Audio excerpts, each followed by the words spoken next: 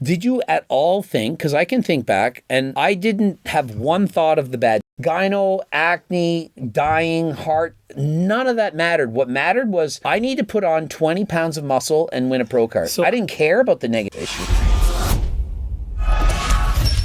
You know what's funny? It's like so I think I more suppressed it, or I made excuses, like having clear signs of like edema in my legs, and be like, and being like, what, 3 weeks out from a show, like, and that is like a serious edema, like bad. Like my finger would, like, you could put like an inch in my my shin, but like there'd be clear signs that something is not right, and I'd be like, oh, it's just part of prep, or like, no, this isn't that bad, or or if someone passes away, it's like, well, I wasn't doing as much as he was. I think in my mind I just thought, oh, but when I cycle off, my body will get back to normal. Right. I'm like my last show, I'm getting nosebleeds whenever I go to the gym. Like I'm doing a hard set and I've got to go to the bathroom, the nose is bleeding. Oh, that's not a big deal. Just blood. I probably just picked my nose, right? Yeah. Like you convince yourself, or this is my favorite. Everyone gets blood work to be healthy. It's pushed now heavily. When I was younger, there was no blood work. I didn't get blood work 15 years ago. Now everyone's getting blood work. And when they get back the blood work, everything's bad and every single thing. Oh, but you were dehydrated. You probably worked out too hard the day before.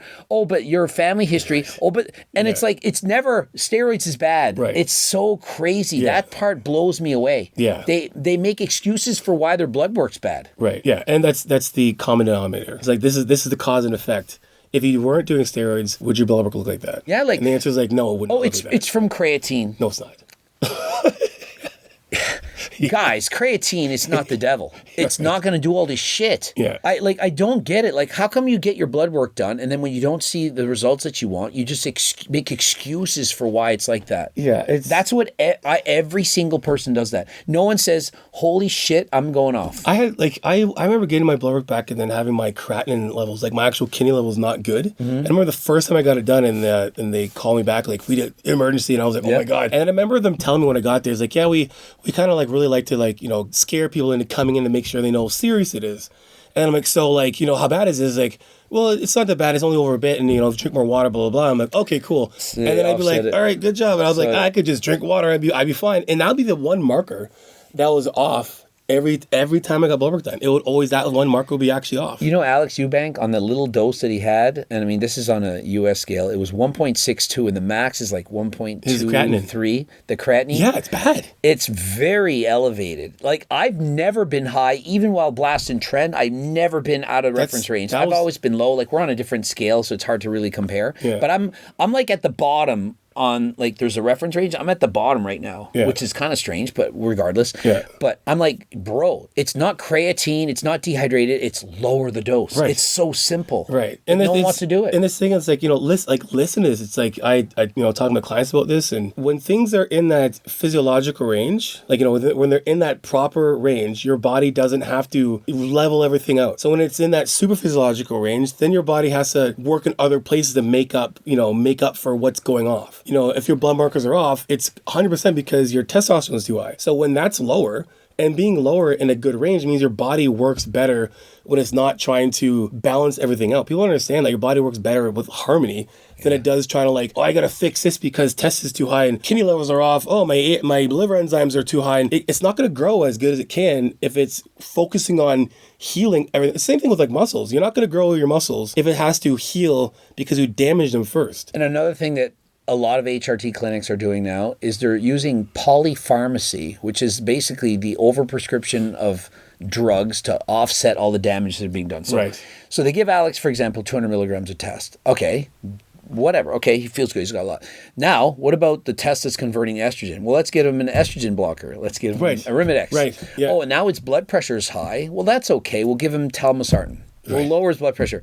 And then something else. Oh, we got medicine for the kidneys. We got this for your cholesterol, statins. Everything. Yeah. So now you've got 10 medicines because you got one thing too high. And so my thing for HRT is this.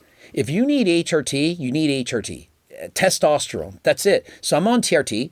I don't need a bunch of other drugs to offset this and screw up with that because my HRT dose isn't too high. If it was too high, I would need a Arimidex. You'd see gyno, you'd get acne, all these other side effects, or your body screaming out in braille saying, "What are you doing to me?" Yeah. No, it's complete. Like I see that with some clients who I got, I got prescribed, 150 a test, but then they're getting it from a company, but then my bill's like a couple $1,000 because I have all these other things. HCG is a common one. It's like I'm going through these. Do I need this stuff? I'm like, you're just on HRT. Why do you need HR? Yeah. Why do you need HCG for? If you're doing tests, it should be correcting that issue to begin with. Like your body makes tests. It needed tests. Your body didn't need HCG. It didn't need this. It didn't need that. You should just be on the lowest dose that makes you happy. Like I'm not against TRT if you need it, but I'm against young people abusing drugs and having to have polypharmacy to make up for all these problems. Right. Or just be like, look, if you're gonna do it, just stop. Just don't say it's TRT. Just be open. Just be like, hey, be like, I have body dysmorphia, and I want to look jacked and shredded and win a show. Right. Cool. And at least you're honest. It's like me getting on a motorcycle. I know that is I can go some kilometers if I want. If I want to go fast enough, I know the ramifications that if I decide to go, if I want to tweak on it, if I crash, I'm done. Like I know that. Like it's a fact. Every time I get on the bike. I'm scared of motorcycles. Oh man. I'm scared of a bicycle. Once you start breaking your elbows and hips and shoulders. No motorcycle for you for sure. I'm not getting on a motorcycle. No. I can't even handle a bike at 50 kilometers an hour. No, well you did on the ice too though. I've done it everywhere. The ice was... I've had accidents all over. I'm just accident prone. Yeah. Jeez, when I was 13 years old, I was skating on a pond. I scored a goal, and there was a tree branch growing out, and I tripped over that. And my front tooth was pointing backwards, blood coming everywhere. I'm like, I don't know how old, 13. I had to keep pushing my tooth. Ended up needing to wear Invisalign to get my teeth back in order. Yeah, no bike for you. If you're gonna do it, just be honest with yourself. Understand that there are extreme risks. The harder you go, the harder it will be. But if you actually do need it, and you have all the low T signs, and those low T signs are coupled with you being in the age range that makes sense too. If you're getting low T signs at age 18, you might be like, a one-off. Like, it's not many people that are at that age are getting low T signs, like your libido's down, your recovery, your mental health, your sleep, all the signs that are like, hey, you probably might need TRT. If you're having those, that makes sense, but most people that have those signs aren't 18 or 25, or even and if there are, there's the very small few that actually have. I've coached some guys that are in their 20s that actually had to take Clomid for Clomiphene or Clomid? Clomid. Now it's Clomiphene. There used to be they'd give Clomid when I remember coaching. Now it's Clomiphene that people are giving. It's just safer, healthier. Clomiphene. That's usually what people get now, but that does work. Yeah. That's a good balance of something you can give people before they get HRT. Like if your testosterone levels, let's say 300, Clomiphene. Better, healthier. I have a theory. All these young people that are saying, I'm not optimal. I don't feel my best. I think I'm feeling symptoms of low T. I think they just don't understand that you can have a bad day. Yeah.